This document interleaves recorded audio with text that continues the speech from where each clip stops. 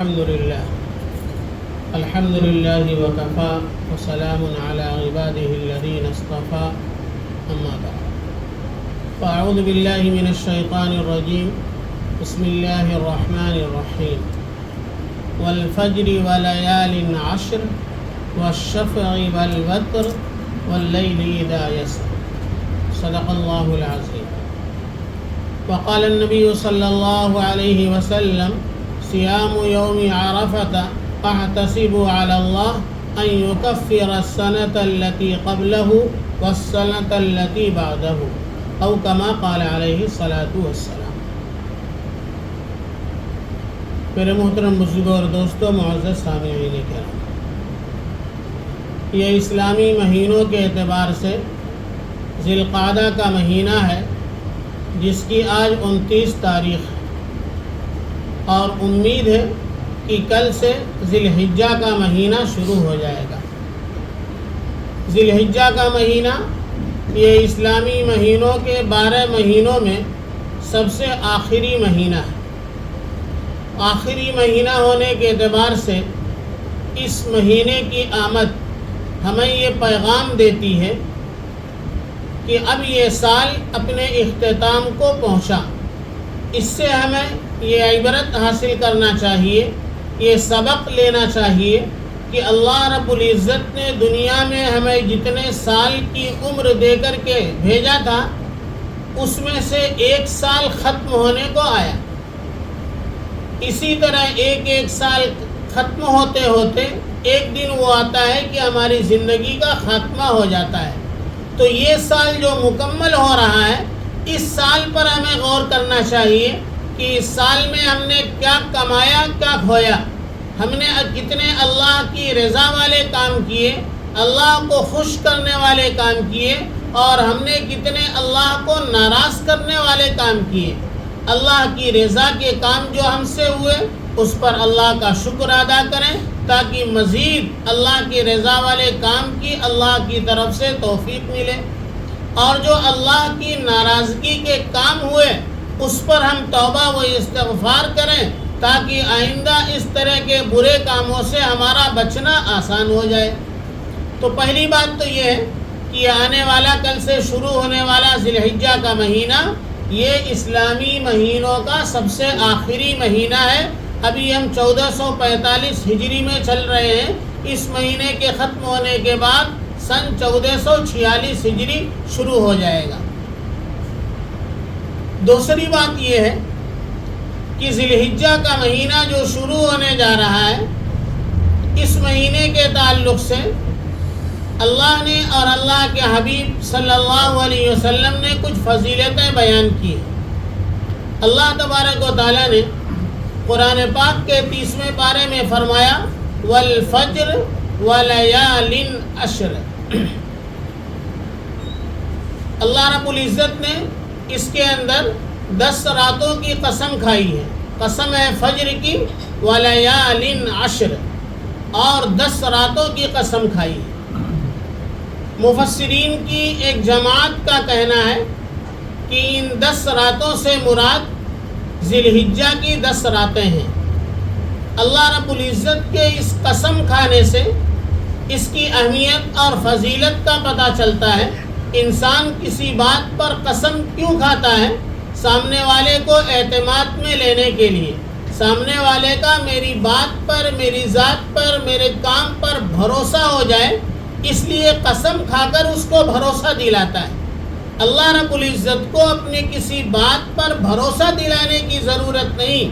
اللہ رب العزت کسی چیز کی قسم کھاتے ہیں تو اس چیز کی اہمیت، اس کے احترام کو بتانے کے لیے۔ تو اللہ رب العزت نے چونکہ ذی الحجہ کے ان 10 راتوں کی قسم کھائی ہے، اللہ کے اس قسم کھانے سے ذی الحجہ کے ان 10 راتوں کی اہمیت اور فضیلت معلوم ہوتی ہے۔ اس لیے ان دنوں میں اللہ کی طرف سے کچھ خصوصی احکامات ہیں جو اللہ کے حبیب صلی اللہ علیہ وسلم نے عملی طور پر کر کے دکھائے اور بتائے اور سکھائے ہیں۔ لہٰذا ذی الحجہ کا مہینہ شروع ہونے کے ساتھ سب سے پہلا حکم جو ہماری طرف متوجہ ہوتا ہے وہ یہ ہے کہ اللہ کے حبیب صلی اللہ علیہ وسلم نے فرمایا من اراد ان یضحی فلا یأخذ فی العشر من شعرہ واظفارہ۔ اللہ کے حبیب صلی اللہ علیہ وسلم نے فرمایا جو آدمی قربانی کرنے کا ارادہ کرے اسے چاہیے کہ ذی الحجہ کے ان 10 دنوں میں اپنے بال اور ناخن نہ کاٹے۔ اس حدیث سے یہ بات معلوم ہوئی کہ ذی الحجہ کا چاند نکلنے کے ساتھ، یعنی آج اگر ذی الحجہ کا چاند نکل گیا تو چاند نکلنے کے بعد یہ حکم ہماری طرف متوجہ ہو جاتا ہے کہ اب قربانی کرنے تک ہم اپنے بال اور ناخن نہ کاٹیں۔ تو بال اور ناخن کاٹ لینے کا وقت آج مغرب تک ہے، مغرب کے وقت میں چاند نکل گیا تو یہ وقت ختم ہو جاتا ہے۔ اب غور کرنے کی بات یہ ہے کہ ذی الحجہ کے مہینے سے بال اور ناخن کا نہ کاٹنا، اس کی کیا نسبت اور کیا تعلق ہے کہ اللہ نے اور اللہ کے حبیب صلی اللہ علیہ وسلم نے ذی الحجہ کا چاند نکلنے کے بعد ہمیں اور آپ کو بال اور ناخن کاٹنے سے منع کیا۔ اس منع کرنے میں کیا حکمت اور کیا مصلحت ہے؟ اس بات کو سمجھنے کے لیے پہلے یہ سمجھیں کہ یہ وہ ایام چل رہے ہیں کہ پوری دنیا سے حجاج کرام کھنچ کر حرم کی طرف چلے جا رہے ہیں۔ ہر ملک سے، ہر علاقے سے، ہر بستی سے، ہر آبادی سے حجاج کرام حرم کے اندر جمع ہو رہے ہیں۔ تو جو لوگ حج کے لیے اس وقت خانہ کعبہ میں پہنچ رہے ہیں ان کے لیے کچھ ضابطے، کچھ قانون، کچھ پابندیاں ہیں۔ ان میں پہلی پابندی تو یہ ہے کہ حاجی ایک مخصوص لباس میں جائے گا۔ وہ اپنے پینٹ شرٹ، اپنا جبہ، اپنا پٹھانی، اپنا کرتا پاجامہ، اپنا یہ سارے لباس چھوڑ کے بس ان کا لباس ہوگا 2 بغیر سلی ہوئی چادریں، جس کو احرام کہا جاتا ہے۔ تو حالت احرام میں جانا یہ ہر ایک حاجی کے لیے ضروری ہے۔ تو حاجی کے لیے جو قانون ہیں، جو پابندیاں ہیں، تو ایک پابندی تو یہ ہے کہ سلا ہوا کپڑا نہیں پہنے گا بلکہ بغیر سلی ہوئی 2 چادریں لپیٹ کر کے جانا۔ اسی کے ساتھ ساتھ اپنے چہرے کو نہ ڈھانکنا، اور اس کے ساتھ یہ بھی پابندی ہے کہ خوشبو کا استعمال نہ کرے۔ تو اس طرح کی جہاں بہت ساری پابندیاں ہیں حجاج کے لیے، احرام باندھنے والوں کے لیے، تو انہی کے لیے ایک پابندی یہ بھی ہے کہ حالت احرام میں اپنے بال اور ناخن نہ کاٹنا۔ تو بال اور ناخن نہ کاٹنے کا جو حکم ہے، جو پابندی ہے، یہ اصلاً حجاج کرام کے لیے ہے، ان لوگوں کے لیے ہے جو حالت احرام میں ہیں۔ لیکن اللہ کے حبیب صلی اللہ علیہ وسلم نے ایک عام حکم تمام مسلمانوں کے لیے دے دیا کہ ذی الحجہ کا چاند نکلنے کے بعد قربانی تک اپنے بال اور ناخن نہ کاٹیں۔ عام انسانوں کے لیے جو یہ حکم دیا گیا، اس کی حکمت اور مصلحت علماء نے یہ لکھی ہے کہ ان دنوں میں حجاج کرام پر اللہ کی رحمت بارش کی طرح برستی ہے۔ تو اصلاً اللہ کی رحمت یہ تو حجاج کرام پر بارش بن کر برس رہی ہے، لیکن اس کا کچھ حصہ، اس کے کچھ قطرے ہمارے اوپر بھی آ جائیں، اس کے لیے اللہ کے حبیب صلی اللہ علیہ وسلم نے عام مسلمانوں کو متوجہ کیا کہ جس طرح حجاج کرام اپنے بال اور ناخن نہیں کاٹتے ہیں، اسی طرح تم بھی اپنے بال اور ناخن نہ کاٹ کر حجاج کرام کی مشابہت اپنا لو، ان کے جیسا بن جاؤ، تاکہ ان پر جو اللہ کی رحمت برس رہی ہے اس کی کچھ چھینٹیں تم پر بھی پڑ جائیں اور اس میں کچھ حصہ تمہیں بھی مل جائے۔ تو حجاج کرام پر رحمتوں کی جو بارش ہو رہی ہے اس میں حصہ پانے کے لیے اللہ کے حبیب صلی اللہ علیہ وسلم نے ہمیں اور آپ کو بال اور ناخن کاٹنے سے منع کیا۔ ایک بزرگ نے لکھا ہے کہ ایک اللہ کا وہ بندہ جس کے اندر تمنا اور خواہش ہے کہ میں بھی حج بیت اللہ کروں، اور کون ایسا ایمان والا ہوگا جس کے اندر تمنا اور خواہش نہ ہو، لیکن ایک انسان اپنی غربت کی وجہ سے، اپنی تنگ دستی کی وجہ سے اگر خانہ کعبہ تک پہنچنے سے محروم ہے حج بیت اللہ سے محروم ہے تو کیا اللہ رب العزت اس کی غربت کی بنیاد پر بالکلیہ محروم کر دیں گے؟ ایسا نہیں، بلکہ اللہ رب العزت جس نے ہی امیر کو امیر بنایا ہے، غریب کو غریب بنایا ہے، اللہ رب العزت اس غریب کو جو اپنی غربت کی وجہ سے حج کی عبادت نہیں کر سکتا ہے، اس حج کی عبادت کرنے والوں میں شرکت اس کی ہو جائے، اس کے لیے یہ کہا کہ اپنے بال اور ناخن نہ کاٹ کر حجاج کرام کی مشابہت اپنا لو، تاکہ حجاج کرام کو ملنے والی اللہ کی عنایتیں، اللہ کی رحمتیں یہ تمہیں بھی حاصل ہو جائیں، اور ان کو پانے کے لیے صرف ان کی مشابہت اپنانا ہے، بال اور ناخن نہ کاٹ کر۔ دوسری بات اس میں یہ سمجھنے کی ہے کہ بال اور ناخن کاٹنے سے جو اللہ کے حبیب صلی اللہ علیہ وسلم نے منع فرمایا ہے، اس منع فرمانے کی حقیقت اور اس کا درجہ کیا ہے؟ یعنی اگر کوئی آدمی کاٹتا ہے تو کیا اس کا کاٹنا حرام اور ناجائز ہو جائے گا؟ اور نہ کاٹنا یہ فرض ہے، واجب ہے، سنت ہے، مستحب ہے؟ شریعت میں اس کی حیثیت کیا ہے؟ تو حضرت مولانا مفتی تقی صاحب عثمانی نے اس کی خوب وضاحت کی ہے کہ یہ حکم استحبابی ہے، یعنی بال اور ناخن کا نہ کاٹنا یہ ایک مستحب عمل ہے، اور مستحب عمل کا مطلب یہ ہوتا ہے کہ اگر ہم اس پر عمل کریں گے تو ثواب ملے گا، اگر عمل نہیں کریں گے تو ہمیں گناہ نہیں ہوگا۔ لہذا اگر کسی کو ضرورت پڑے تو اسے بال اور ناخن کاٹنے میں کوئی قباحت نہیں۔ ابھی رات ہی ایک صاحب کا میں فون آیا، انہوں نے پوچھا کہ اس دوران ہمیں انٹرویو کے لیے جانا ہے اور ہمارے لیے ضروری ہے کہ بال اور ناخن، اپنے بال وغیرہ کی سیٹنگ کرنا، تو کیا 10 دن ہم بال اور ناخن نہیں کاٹ سکتے ہیں؟ اگر کاٹیں تو اس کی شرعی حیثیت کیا ہے؟ تو یہ ذہن میں رہے کہ شرعی حیثیت یہی ہے کہ بال اور ناخن کا کاٹنا حرام اور ناجائز نہیں ہے ان دنوں میں۔ البتہ اگر ہم نہیں کاٹتے ہیں، ایک مستحب پر عمل کرتے ہیں، تو اس مستحب پر عمل کرنے کا ثواب ملے گا۔ بال اور ناخن ہم نے کاٹ لیے تو مستحب پر عمل کرنے کا جو ثواب ہے اس سے محروم ہو جائیں گے۔ بہرحال اس ذی الحجہ کے مہینہ شروع ہونے کے ساتھ سب سے پہلا حکم جو ہماری طرف متوجہ ہوتا ہے وہ یہ ہے کہ ذی الحجہ کا چاند نکل جانے کے بعد قربانی کرنے تک اپنے بال اور ناخن کو نہ کاٹیں۔ یہ پہلی بات ہوئی اس مہینے کے تعلق سے۔ دوسری بات یہ ہے کہ اللہ کے حبیب صلی اللہ علیہ وسلم نے ذی الحجہ کے ان 10 دنوں کی بطور خاص تعریف کی ہے۔ حدیث میں آتا ہے کہ اللہ کے حبیب صلی اللہ علیہ وسلم نے فرمایا کہ ان 10 دنوں میں کیے جانے والا عمل اور کی جانے والی عبادت اللہ کو جتنی مقبول، محبوب اور پسندیدہ ہے، اتنا پسندیدہ دوسرے دنوں میں کیے جانے والا کوئی عمل اور کوئی عبادت نہیں۔ لہذا ان دنوں میں کیا جانے والا عمل اور کی جانے والی عبادت جب اللہ کو بہت مقبول اور پسندیدہ ہے تو ان دنوں میں ہمیں خاص طور سے نیک اعمال کی طرف متوجہ ہونا چاہیے کہ اور دنوں کے مقابلے میں ان دنوں میں نفلی عبادتوں میں اضافہ ہو جائے، نفلی نماز پڑھیں، صدقہ اور خیرات کریں، تسبیح و تلاوت کریں، ذکر و اذکار کریں، دین کی بات بتائیں، دین کی بات سیکھیں۔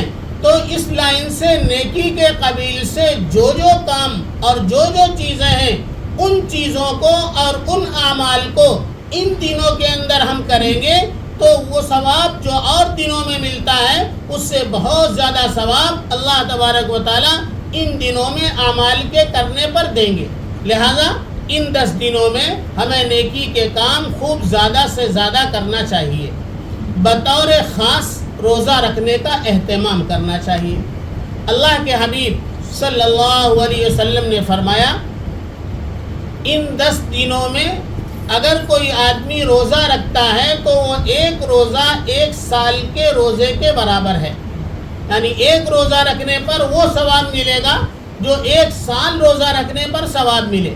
اور آگے فرمایا کہ ان راتوں میں عبادت کرنے پر شب قدر میں عبادت کا ثواب ملے گا۔ یہ ہے عبادت کی فضیلت ذی الحجہ کے شروع کے 10 دنوں میں۔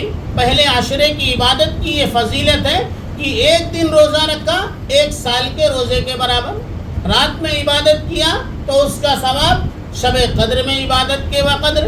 لہذا ان دنوں میں عبادت کا، روزے کا، ان چیزوں کا خوب اہتمام کرنا چاہیے۔ بطور خاص 9 ذی الحجہ، اس کے بارے میں اللہ کے حبیب صلی اللہ علیہ وسلم نے فرمایا سیام یوم عرفۃ احتسب علی اللہ ان یکفر السنۃ التي قبلہ والسنۃ التي بعدہ۔ اللہ کے حبیب صلی اللہ علیہ وسلم فرماتے ہیں کہ یوم عرفہ یعنی 9 ذی الحجہ کے دن روزہ رکھنا، اس کے بارے میں اللہ کے حبیب صلی اللہ علیہ وسلم نے فرمایا مجھے اللہ کی ذات سے امید ہے کہ اس روزے کی وجہ سے اللہ تبارک و تعالی روزہ رکھنے والے کے 1 سال پہلے اور 1 سال بعد کے گناہوں کو معاف کر دیں گے۔ یعنی 1 سے 8 تک جو روزہ رکھنا ہے اس کا ثواب تو 1 سال کے روزے کا ثواب ہے، لیکن خاص طور سے 9 ذی الحجہ کا جو روزہ ہے اس روزے کے رکھنے پر 2 سال جو ہے روزہ رکھنے کا ثواب، 1 سال پہلے اور 1 سال بعد۔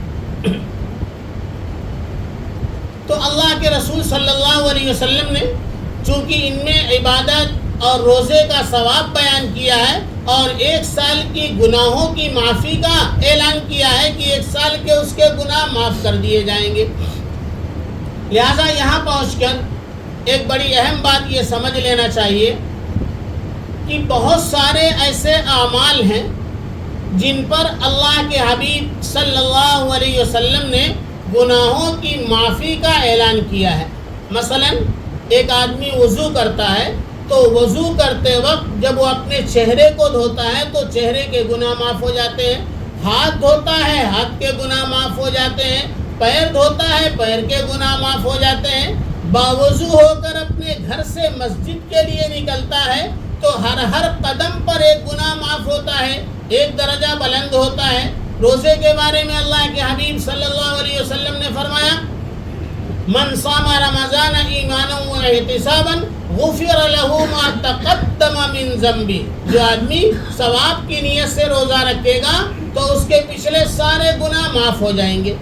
تو یہ جو گناہوں کی معافی کا ذکر احادیث میں آتا ہے کہ وضو کرنے سے اعضائے وضو سے گناہ معاف ہو جاتے ہیں، ایک ایک قدم چلنے سے ایک ایک گناہ معاف ہو جاتے ہیں، روزہ رکھنے سے پچھلے سارے گناہ معاف ہو جاتے ہیں، تو بعض مرتبہ ان چیزوں کو سن کر بعض لوگوں کے ذہن میں یہ غلط فہمی آ جاتی ہے کہ یہ تو بہت بہترین نسخہ مل گیا، سال بھر کچھ بھی کرتے رہو، رمضان آیا روزہ رکھ لو سب معاف ہو جائیں گے، سال بھر کچھ بھی کرتے رہو، یوم عرفہ آیا 9 ذی الحجہ کا روزہ رکھ لیا 1 سال کے گناہ معاف ہو جائیں گے، بلکہ 9 ذی الحجہ کا روزہ رکھ لیا تب تو 2 سال کے گناہ معاف ہوتے ہیں، پچھلا تو معاف ہوا ہی، آگے بھی 1 سال کے لیے 7 خون معاف ہو گئے، اب جو چاہے کرو، یہ تو ایڈوانس میں 1 سال کے گناہ معاف ہو گئے ہیں۔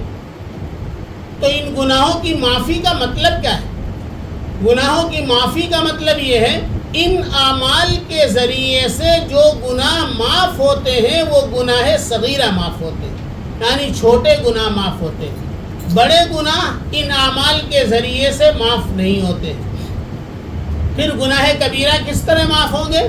گناہ کبیرہ کی معافی کے لیے اللہ رب العزت نے شرط رکھی ہے توبہ کی۔ جب انسان توبہ کرتا ہے تو توبہ کرنے سے گناہ کبیرہ معاف ہوتے ہیں، ان اعمال کے ذریعے سے معاف نہیں ہوتے، اور توبہ کرنے سے بھی وہ گناہ کبیرہ معاف ہوتے ہیں جن کا تعلق حقوق اللہ سے ہو، اللہ کے حقوق میں سے جو گناہ کبیرہ ہیں وہ معاف ہوتے ہیں، اور وہ گناہ کبیرہ جن کا تعلق حقوق العباد سے ہے، اللہ کے بندوں کے حقوق سے ہیں، وہ توبہ کے ذریعے بھی معاف نہیں ہوتے۔ مثلا کسی کا پیسہ ناجائز طور پر لے لیا، کسی کی زمین ناجائز طور پر ہڑپ کر لیا، تو اب یہ توبہ و استغفار کر لے اور اس کے ذریعے سے معاف ہو جائے، اس کی جگہ اس کو نہ دینا پڑے، اس کا پیسہ اس کو واپس نہ کرنا پڑے، ایسا نہیں، بلکہ جو پیسہ ہڑپ کیا ہے، جو زمین پر ناجائز قبضہ کیا ہے، اس کو واپس کر کے پھر توبہ و استغفار کرے تو اس کی توبہ قبول ہوتی ہے۔ جب تک اس کا حق نہیں ادا کر دے گا، اس کے توبہ کرنے سے وہ گناہ معاف نہیں ہوتے۔ یہ ضابطے کی بات ہے، لیکن اللہ کسی ضابطے کے پابند نہیں۔ اللہ کسی کے گناہ کو بغیر توبہ ہی معاف کر دے، گناہ کبیرہ کو معاف کر دے، تو اللہ کو کوئی پکڑ کے پوچھنے والا نہیں، اے اللہ اس کے اتنے بڑے بڑے گناہ تھے، آپ نے کیوں معاف کر دیا؟ لیکن اللہ کی سنت اور اللہ کا ضابطہ یہی ہے کہ گناہ صغیرہ ان اعمال سے معاف ہوتے ہیں، گناہ کبیرہ کے لیے توبہ شرط ہے، اور توبہ کے ذریعے سے بھی حقوق اللہ معاف ہوتے ہیں۔ حقوق العباد کی معافی کے لیے ضروری ہے جن بندوں کا جو حق ہے اس حق کو ادا کر دے، اس کے بعد اللہ کے سامنے توبہ و استغفار کرے، پھر اللہ اس کے توبہ و استغفار کے ذریعے سے حقوق العباد کی قبیل کے جو کبیرہ گناہ ہوں گے اللہ اسے بھی معاف کر دیں گے۔ بہرحال میں عرض یہ کر رہا تھا کہ اس مہینے میں کیے جانے والا دوسرا عمل یہ ہے کہ اس مہینے کے شروع کے جو 10 دن اور 10 راتیں ہیں، ان دنوں میں اور ان راتوں میں خاص طور سے عبادت کا اہتمام کرنا چاہیے، اور ان میں بھی بطور خاص دن میں روزہ رکھنے کا اہتمام کرے اور رات میں نفلی عبادتوں کا اہتمام کرے۔ یہ 2 باتیں ہوئیں۔ اس مہینے کے تعلق سے تیسری بات یہ ہے، تیسرا خصوصی عمل یہ ہے کہ اس مہینے کی 9 تاریخ 9 ذی الحجہ کی صبح سے 13ویں ذی الحجہ کی عصر تک ہر فرض نماز کے بعد تکبیر تشریق پڑھنا واجب ہے۔ تکبیر تشریق جس کے الفاظ ہیں اللہ اکبر لا الہ الا اللہ واللہ اکبر وللہ الحمد، یہ تکبیر تشریق ہے۔ 9 ذی الحجہ کی فجر سے شروع ہوتی ہے اور 13ویں ذی الحجہ کی عصر تک ہر فرض نماز کے بعد پڑھنا ہے۔ جماعت کے ساتھ نماز پڑھ رہے ہو تو بھی پڑھنا ہے، اور انفرادی طور پر یعنی اکیلے نماز پڑھ رہے ہو تو بھی پڑھنا ہے۔ جماعت کے ساتھ پڑھتے وقت تو آسان ہوتا ہے کہ اگر یاد نہیں بھی رہا، امام صاحب نے پڑھ دیا تو یاد آ گیا، بازو والے نے پڑھ دیا تو یاد آ گیا، تو جس کو یاد نہیں بھی رہتا اس کو بھی پڑھنے کی توفیق ہو جاتی ہے۔ لیکن اکیلے نماز پڑھنے والے عام طور سے اس کو بھول جاتے ہیں۔ حالانکہ تکبیر تشریق پڑھنا یہ واجب ہے ہر فرض نماز کے بعد، اور جس طرح مردوں کے لیے ضروری ہے اسی طرح عورتوں کے لیے بھی ضروری ہے۔ البتہ کچھ علماء نے یہ لکھا ہے کہ مردوں پر تو واجب ہے لیکن عورتوں پر مستحب ہے۔ بعضوں نے لکھا ہے، اکثریت کا قول یہ ہے کہ جس طرح مردوں پر واجب ہے اسی طرح عورتوں پر بھی تکبیر تشریق کا پڑھنا واجب ہے۔ مرد حضرات تو ایک دوسرے کا سن کے پڑھ لیتے ہیں، لیکن عورتیں اس عبادت سے محروم رہ جاتی ہیں۔ محرومی کی پہلی وجہ تو یہ ہوتی ہے عام طور سے عورتوں کو یہ مسئلہ معلوم نہیں ہوتا کہ یہ بھی کوئی چیز ہے اور تکبیر تشریق بھی کوئی چیز ہے اور کن دنوں میں پڑھنا ہے۔ عام طور سے عورتوں کو یہ بات معلوم نہیں، اور اگر معلوم بھی ہے تو اس کا استحضار نہیں، یعنی وقت پر یہ عمل یاد نہیں رہتا ہے، چونکہ انہیں اکیلے نماز پڑھنی ہوتی ہے، اپنی نماز اکیلے پڑھی، مصلی اٹھا دیا، انہیں یاد نہیں آیا، بعد میں انہیں یاد آتا ہے۔ اس لیے حضرت مولانا مفتی تقی عثمانی صاحب نے لکھا ہے کہ عورتوں کو چاہیے کہ اپنے گھر کی مسجد میں، یعنی جس جگہ وہ نماز پڑھتی ہیں، وہاں کسی کاغذ پر لکھ کر رکھ لیں، یا اس جگہ پر کسی کاغذ پر لکھ کر کہیں چپکا دیں، تاکہ انہیں یاد آ جائے کہ ابھی تکبیر تشریق کے ایام چل رہے ہیں اور ہر فرض نماز کے بعد ہمیں تکبیر تشریق پڑھنا چاہیے۔ تو اس طرح مردوں کو بھی اہتمام کرنا چاہیے، عورتوں کو بھی اہتمام کرنا چاہیے۔ البتہ ایک فرق یہ ہے کہ مردوں کو بلند آواز سے پڑھنا چاہیے کہ آواز مسجد کے اندر گونج جائے، اتنی آواز سے پڑھنا چاہیے، اور عورتوں کو چاہیے کہ تکبیر تشریق پڑھیں تو لیکن آہستہ آواز میں پڑھیں۔ تو یہ تکبیر تشریق 9 ذی الحجہ کی فجر سے شروع ہوگی اور 13 ذی الحجہ کی عصر پر ختم ہو جائے گی۔ 9 ذی الحجہ کی فجر سے 13 ذی الحجہ کی عصر تک کل 23 نمازیں ہوتی ہیں، جن 23 نمازوں کے اندر تکبیر تشریق پڑھی جاتی ہے۔ تو اس مہینے میں کیا جانے والا یہ تیسرا عمل تکبیر تشریق ہے۔ چوتھا عمل اس مہینے کا ہے جو وہ ہے قربانی، کہ جو 10 ذی الحجہ کی صبح سے کی جاتی ہے اور 12 ذی الحجہ کی شام تک کی جا سکتی ہے، یہ قربانی کا عمل ہے۔ ہم غور کریں گے تو معلوم ہوتا ہے کہ 2 عبادتیں ایسی ہیں جو ان ایام کے ساتھ اس طرح خاص کر دی گئی ہیں کہ ان کے علاوہ دوسرے دنوں میں اگر وہ عمل کیا جائے تو وہ عمل عبادت نہیں کہلائے گا یا وہ مقام نہیں پا سکتا ہے۔ مثلا ایک حج ہے اور ایک قربانی ہے۔ حج کے اندر جو اعمال کیے جاتے ہیں جن کی اتنی فضیلتیں ہیں، مثال کے طور پر عرفات کا قیام، عرفات میں جا کے ٹھہرنا، تو 9 ذی الحجہ کو عرفات میں جا کے ٹھہرنا اس کا ایک مقام ہے، حج کا ایک رکن ہے، ایک فرض ہے۔ اب کوئی آدمی 9 ذی الحجہ کے علاوہ دوسرے دنوں میں محرم کے مہینے میں جا کر کے عرفات میں ٹھہرے تو اس کی یہ عبادت میں شمار نہیں، اس کا کوئی مقام نہیں۔ مزدلفہ میں رات کو ٹھہرنا ہوتا ہے، رات کا قیام۔ اب کوئی دوسرے دنوں میں جا کے مزدلفہ میں رات میں قیام کرے تو اس قیام کا کوئی مطلب نہیں۔ حج کے دنوں میں شیطان کو کنکریاں ماری جاتی ہیں، باقی دنوں میں بھی وہ اپنی جگہ پر، وہ جمرات اپنی جگہ پر رہتے ہیں، وہاں سے کہیں غائب نہیں ہوتے، لیکن کوئی کنکریاں مارنے والا نہیں ہوتا ہے۔ اب کوئی سوچے حج میں تو بڑی بھیڑ ہوتی ہے، اب ایک دم خالی ہے، اب جا کے اطمینان سے ہم کنکریاں ماریں گے، تو لاکھ تو کنکریاں مارتا رہے، یہ پاگل پنا تو کہا جا سکتا ہے، اس کو عبادت نہیں کہا جا سکتا۔ تو یہ وہ اعمال ہیں جو انہی دنوں کے ساتھ خاص ہیں، انہی جگہوں کے ساتھ خاص ہیں۔ عرفات میں ٹھہرنے کا جو مقام ہے، اس دن کوئی آدمی سوچے کہ خانہ کعبہ میں ایک نماز پر 1,00,000 نماز کا ثواب ملتا ہے، اس لیے ہم خانہ کعبہ کو چھوڑ کے عرفات نہیں جائیں گے، یہی 1,00,000 نماز کا ثواب حاصل کریں گے۔